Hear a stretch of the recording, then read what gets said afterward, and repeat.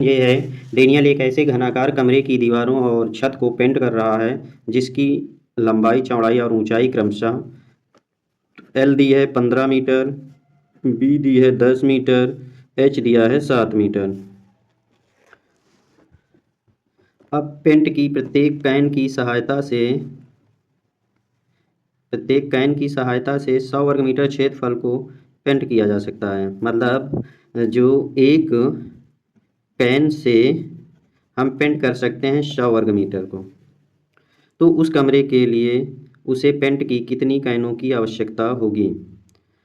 हमें कमरे की दीवारों को पेंट करना है और छत को पेंट करना है, बस इतना। मतलब पार्श्व भाग को, जैसे ये कोई कमरा है तो इसमें ये किनारे वाली ये चारों दीवारों को पेंट करना है और इसकी छत को पेंट करना है। तो किनारे वाली जो होती हैं सभी, अगर पृष्ठफलकों का क्षेत्रफल ज्ञात करना होता है तो इन्हें पार्श्व क्षेत्रफल इसका नाम देते हैं, और इसके ऊपरी तल का क्षेत्रफल पहले निकाल लेंगे जैसे पिछले क्वेश्चन में किया है। तो कमरे की चारों दीवारों का क्षेत्रफल यही होता है पार्श्व क्षेत्रफल, इसी को बोलते हैं पार्श्व क्षेत्रफल। तो ये क्या होता है, आधार का परिमाप 2 कोष्ठक में l plus B into H, ऊंचाई तो 2 कोष्ठक में l है 15 प्लस b है 10 और ऊंचाई 7 है, तो हो जाएगा 15 10 25 और गुने में 7, तो ये इतने वर्ग मीटर आएगा सब जगह। 25 दूना 50 में 7 का गुना करेंगे तो 350 वर्ग मीटर आया।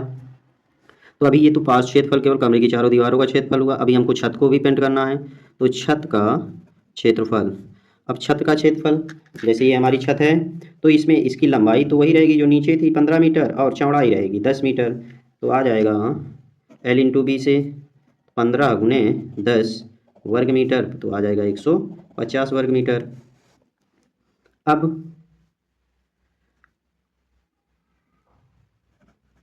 पेंट किए जाने वाले भाग का क्षेत्रफल, अब टोटल निकाल लेंगे कि जहाँ जहाँ पेंट करने के लिए क्वेश्चन में कहा गया है। तो पहले तो कमरे की चारों दीवारों में कहा गया है और छत में भी कहा गया है, तो ये 150 है, जोड़ देंगे 3 1 4 1 500 वर्ग मीटर आया।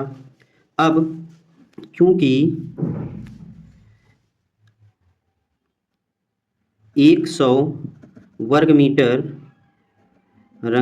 पेंट करने में आवश्यक कैन